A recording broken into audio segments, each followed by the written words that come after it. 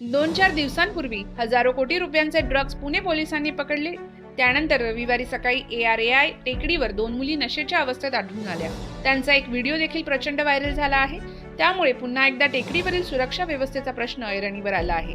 या विषयावर लोकमतने सातत्याने पाठपुरावा केलेला आहे.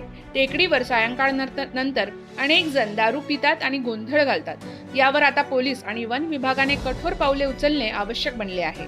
शहरातील टेकड्यांवर सर्रासपणे सायंकाळनंतर दारूच्या पार्ट्या रंगत असतात. सकाळी जेव्हा पुणेकर टेकड्यांवर फिरायला जातात तेव्हा तिथे पिऊन तरर झालेले नागरिक पाहायला मिळतात. याविषयी स्थानिक नागरिकांनी अनेकदा पोलीस आणि वन विभागाकडे तक्रारी केल्या आहेत. पोलीस टेकडीवर गस्त घालतात परंतु ते पुरेसे नाही. त्यामुळे रविवारी सकाळी आढळून आलेल्या नशेतील मुलींसारखे प्रकार समोर येतात.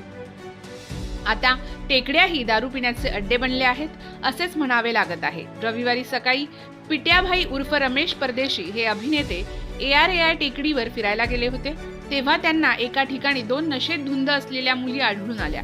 त्याच ठिकाणी परदेशी यांनी लगेच फेसबुकवर लाईव्ह करून त्या मुलींना दाखवत सर्व प्रकार समोर आणला.